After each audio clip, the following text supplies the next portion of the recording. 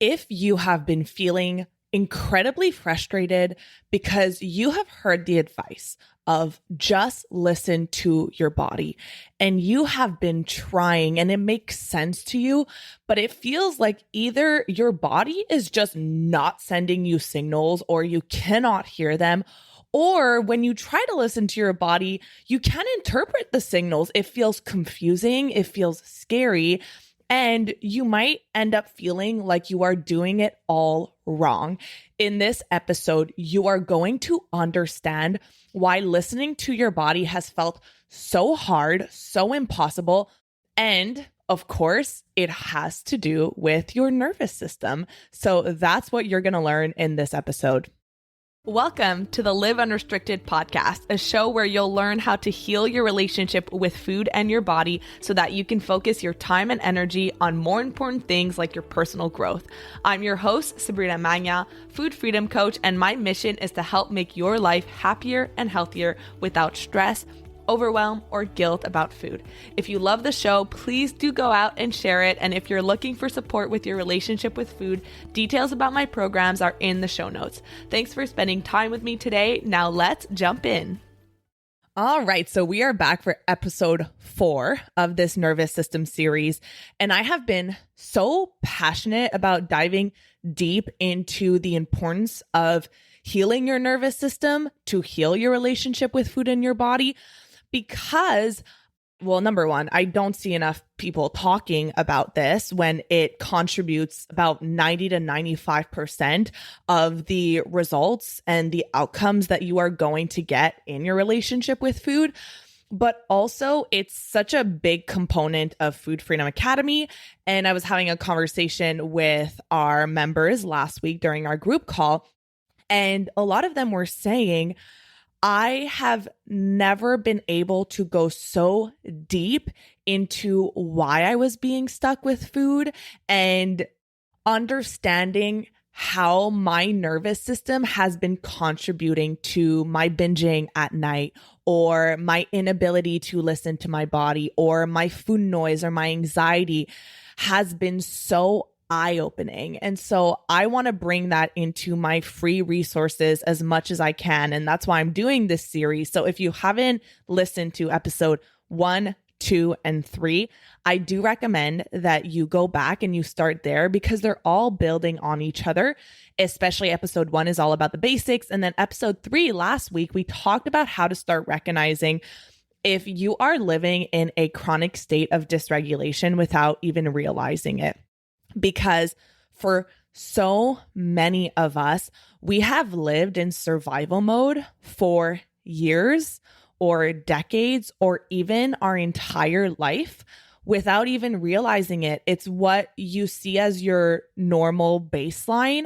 And if that is your normal baseline, then anything that involves higher level functions, emotional nuance, listening to your body, being connected to your needs will feel so hard and nearly impossible. And we talked about, I think last week, how changing your habits when you are in this chronic survival mode, it's nearly impossible because that part of your brain that is responsible for higher level thinking, intention setting, willpower, it goes offline when you're in survival mode.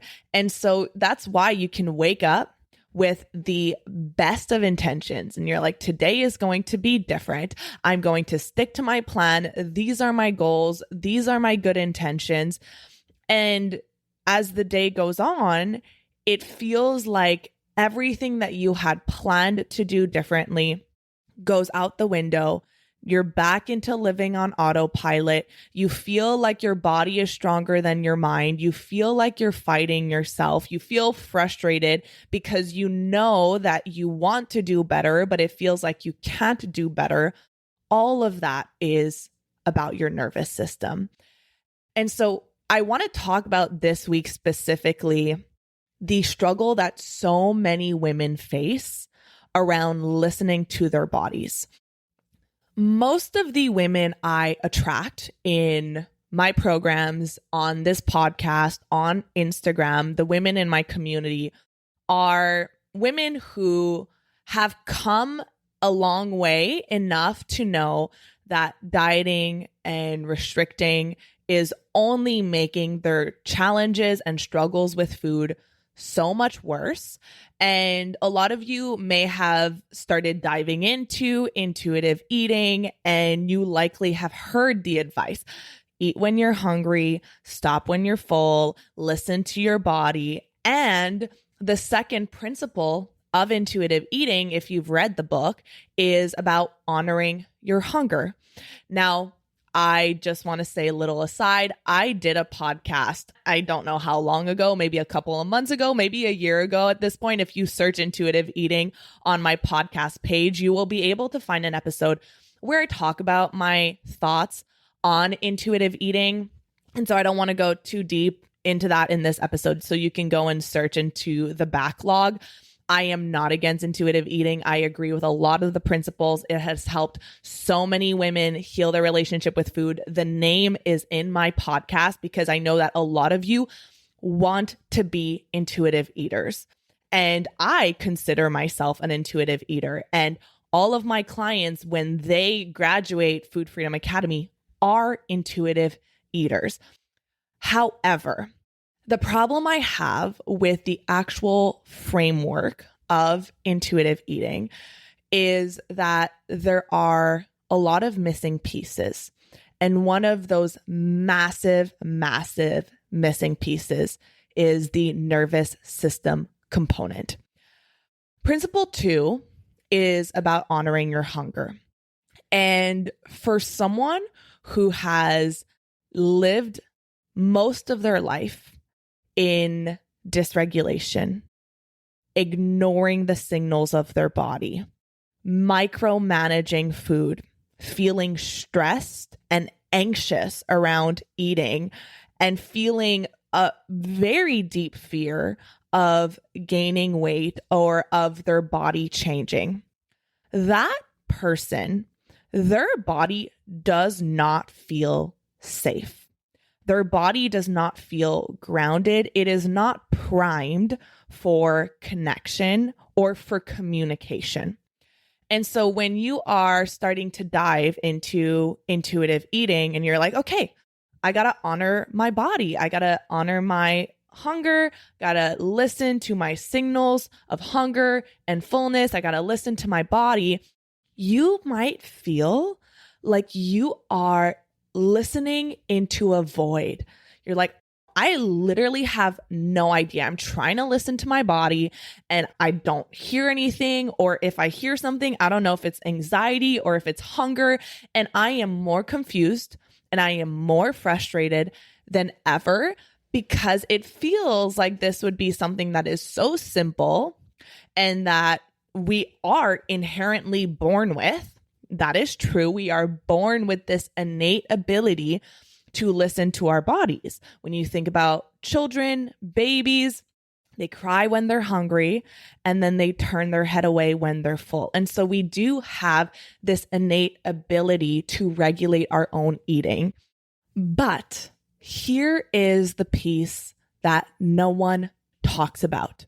When your nervous system is dysregulated, when you are living in survival mode most of the time, which is 99% of the clients that I work with inside of Food Freedom Academy, they come into the program and they start learning about the nervous system and they do their nervous system audit and they realize, oh my goodness, I didn't even realize that this wasn't normal or this wasn't healthy for me. I thought that everyone lived this way. I thought that this constant anxiety and self-criticism and urgency and constant need to be productive, I thought all of that was just a personality trait. And I know that feeling because when I started learning about my nervous system, I felt the same thing. And it is a constant daily reminder for me to bring awareness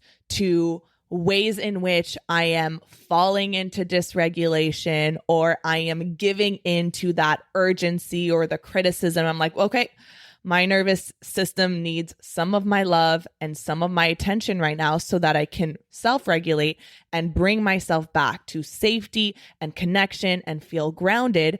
Because when I'm not there, it is really hard for me to make good decisions. It is really hard for me to think clearly and emotionally regulate and be present. And so I thought, because I grew up in a family, I've talked about this before, of people who overachieved, who worked really hard. My dad, I never saw him take any kind of leisure time, and it was work, work, work, a lot of discipline.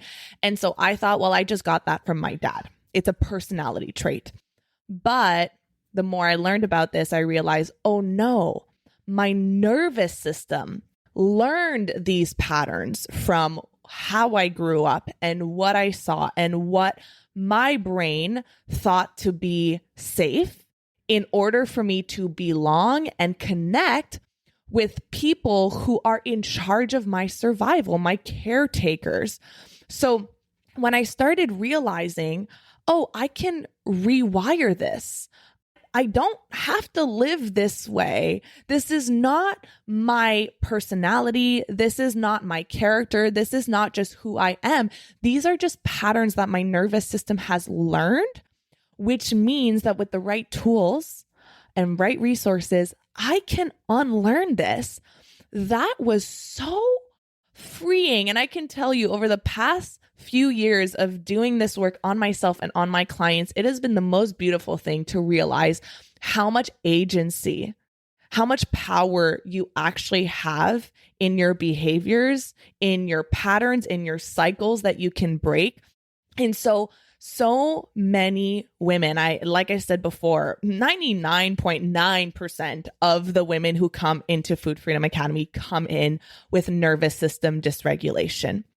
And when you are dysregulated, when you're in a survival state, and how this relates to your ability to listen to your body, is that in your survival states, your brain will literally shut off all non-essential functions. If you imagine that you are running away from a lion and you are just focused on managing the immediate threat in front of you, you're not thinking about what's my body asking me for right now? Do I want a snack? Am I hungry? Am I full? No, all of that gets shut off because you need to survive and you need all of your energy to go towards fighting this threat. And so it's actually very adaptive for your nervous system to shut off your ability to digest and to receive the signals from your body, because that's not the point in that moment. The problem is that we are not being chased by lions, but our nervous system does not know the difference. And so that email from your boss that you think about for 3 hours after you received it, or that thing that your daughter is going through at school that is putting a lot of stress and pressure on you, and you're thinking about it and you're ruminating over it all day long. As humans, we have the ability to not just experience the threat, but then to ruminate on it and to recreate it in our mind and in our body over and over and over again. And animals, they don't do that, right? They don't have the ability to just think about the problem all day long. They experience the threat. And then once the threat is gone, they come back to safety and regulation.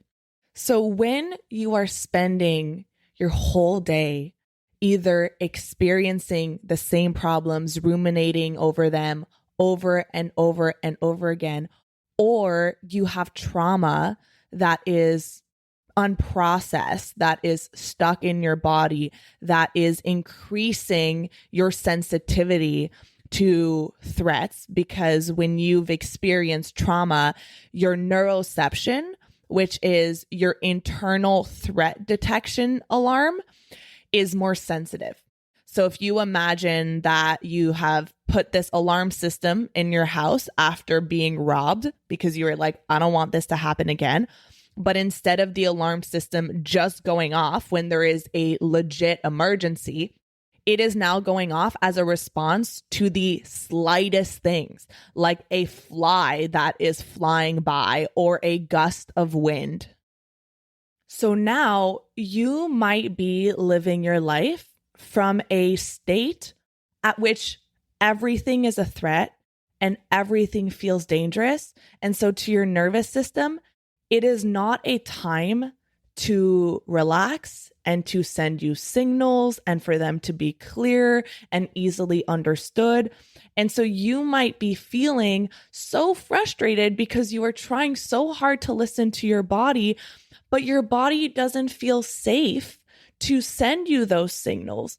And so that's why it is so backwards. And a lot of people get really stuck there because as long as you don't do this nervous system work and you don't show your body that you can be safe and you don't learn the tools to self-regulate, to bring yourself back to safety, and also learning the tools to expand your nervous system capacity, which means to handle stress, right? We're all going to go through life stressors and ups and downs, but to be able to increase your ability to handle those stressors without being overwhelmed by them, without shutting down, without a single email making you ruminate over them for 3 hours. Instead, you can read the email. You can be like, ooh, don't love that. That sucked. And then move on with your day and just be able to handle those things a lot more efficiently. That's what it means to increase your nervous system capacity. When you don't do all of those things first, then it will feel like you are pushing a boulder up a hill and you are trying to listen and nothing is coming through. And so that is just one piece of why it can feel so hard and nearly impossible to actually work with your body when you are living in a survival state most of the time. And that doesn't take into account a second piece of the puzzle, which is that years of overriding the signals of your body. So ignoring your hunger, because you were taught that the less you eat, the more you'll lose weight, the better. Or skipping breakfast and having black coffee instead. Or when you're hungry, you chew gum, or you drink tea, or you drink diet soda, right? Or just years of tuning out the signals from your body and instead tuning into the external cues and signals from what you quote unquote should be doing, counting calories, eating X amount of calories or carbs, or you should only be eating during this time and this time, whatever it might look like. Your nervous system and your brain will eventually stop sending those signals to you as loudly or as clearly because your brain got the message that, well, she doesn't pay attention to these signals and she doesn't respond to them. When I send her signals of hunger, she pushes them down. And so eventually, just like if you were calling a friend over and over and over again and she never answered, eventually you would be like, well, I'm just going to stop calling. And so your brain and your nervous system will eventually learn to stop sending those signals as strongly. And finally, the last piece I'm going to talk about today is that dysregulation in your nervous system can actually make tuning inwards and trying to listen to your body feel very scary and very unsafe. For a lot of women, tuning inwards doesn't just fail to produce clarity and insight. It produces fear and signals of danger and anxiety.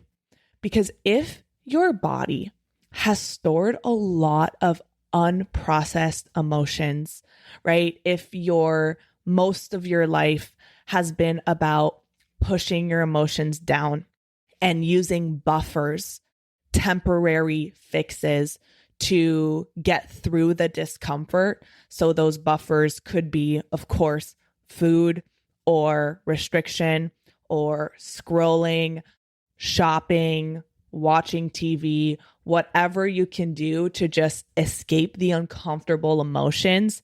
Then what happens is that you don't want to be in your body, because being in your body would require you to feel those emotions, to be present with them.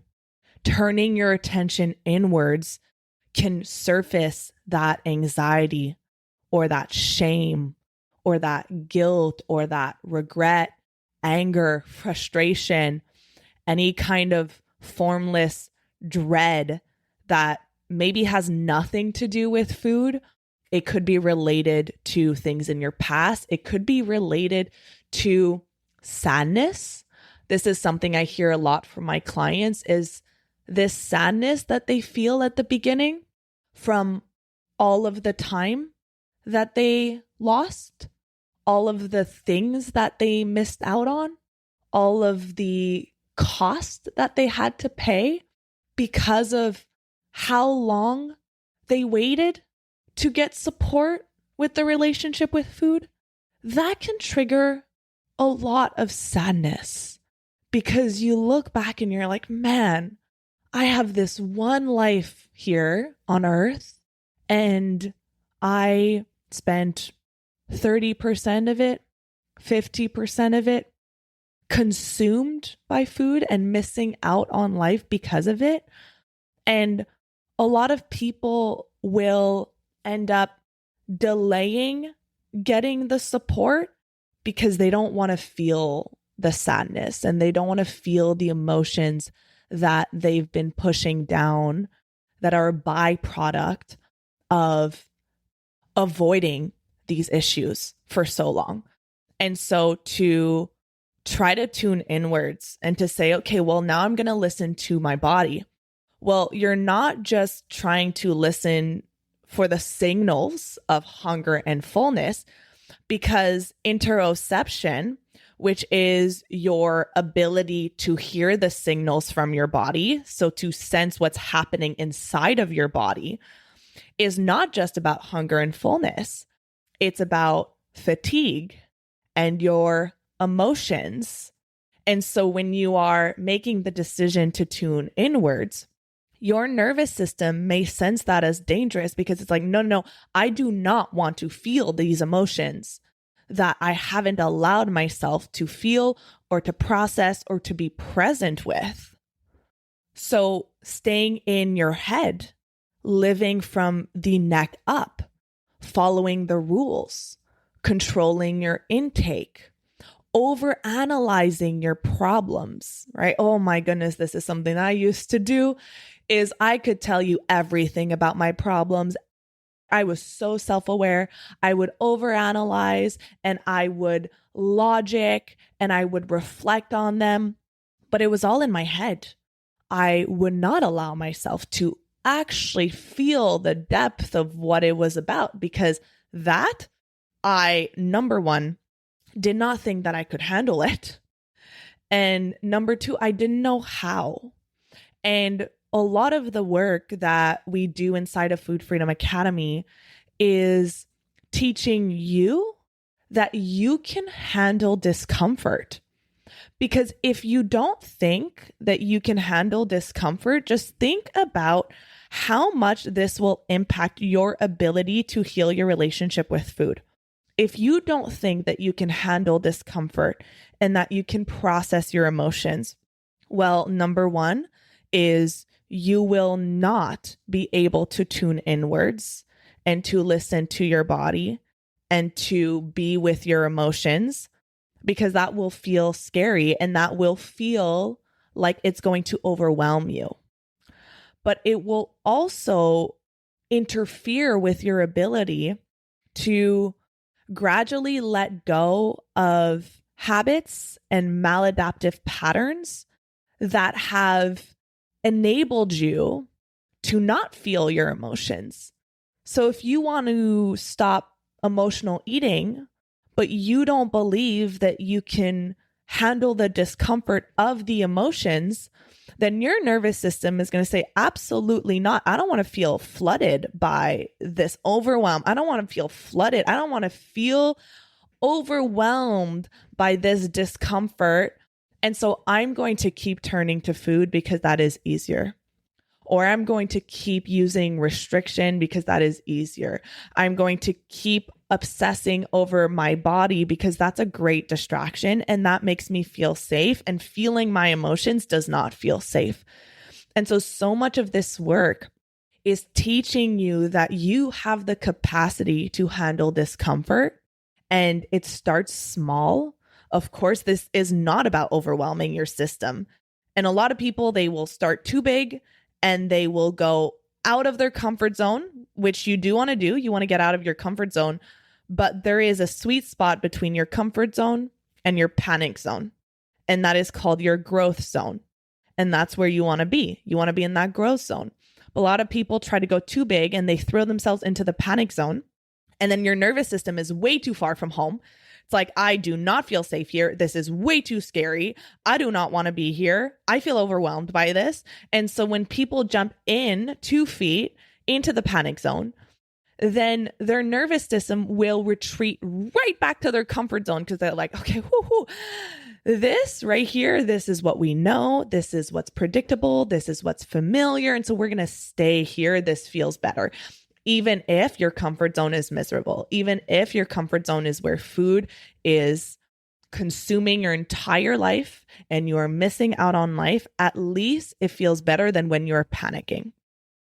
So if you have been feeling like you understand that, of course, if you want to have a normal, healthy, peaceful, easy, natural relationship with food where you can eat and move on and you can go on trips and you can just enjoy your time there and you don't have to worry about overeating or losing control, there is for sure part of you that understands that learning how to listen to your body and eat according to what your body is asking for is a non-negotiable. It needs to happen. If you look at anyone who has a healthy relationship with food and their body, they will tell you, how do you eat?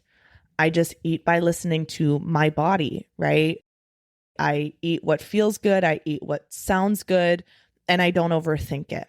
So if you're at that stage where you understand that this needs to happen, you need to learn this skill, but you feel like you keep hitting a wall because you're listening and you're trying, but nothing's coming through. Or when you are listening to your body, it doesn't go well and you feel out of control and you feel lost and you feel confused and you feel overwhelmed, then it is so likely that it's because there's this nervous system piece that is missing.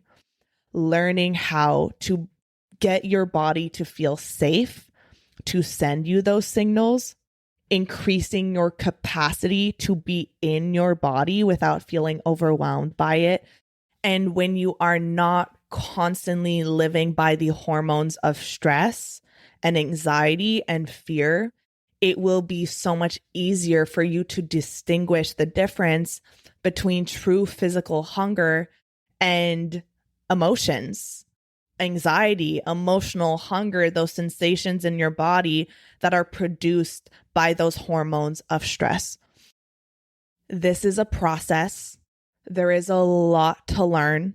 It's not just a thing that you can read a book on about the nervous system and everything will click in place, because it's about gradual exposure, doing it in an environment where you feel safe, where you have guidance to ask questions and get support. And so importantly, to know that what you're experiencing is normal and it doesn't mean that you're doing anything wrong. It actually means that you're on the right path. all of those things will be so necessary to the process of healing your nervous system so that you can heal your relationship with food. So if you would like to do that in an environment where you are supported and you are guided and you have the steps, step by step by step, I would love to invite you into Food Freedom Academy. That is what we do. We go deep. I love talking about the nervous system because it is the foundation of all of the work that you're going to be doing on changing your beliefs and listening to your body and being able to eat the foods you love without fear, without guilt. So you can find all of the information on FFA inside of the show notes, or you can go to sabrinamagnan.com/FFA. I love you so much. I am so enjoying this nervous system series. I hope that you are too. As always, if you have an amazing woman in your life who you know needs to hear this, because maybe she doesn't struggle with food, but she struggles with work, like Sabrina, who's sitting behind the mic right now, who is applying all of this to heal her relationship with work or productivity or exercise, send her this episode. The more people who get this in their ears, the better. I wish that this nervous system stuff got taught in school. Maybe I'll petition to get that in there, but I am going to continue doing these. So make sure that you subscribe to the show or that you follow so that you keep getting notifications when the next episode comes out so you don't miss them. And I will see you on the next episode. Thank you so much for listening to today's episode. If you found it valuable, I would love if you would share it with someone you know that could benefit. If you're loving the show, don't forget to subscribe over on Apple Podcasts so you don't miss a single episode. I really love hearing feedback from you, so please leave a rating and review over on Apple to help us get in the ears of more people who need it the most. Finally, come hang out with me on Instagram at Sabrina Magnan Health for more educational content and get up close and personal with me. Thank you so much for being here, and I'll see you on the next episode.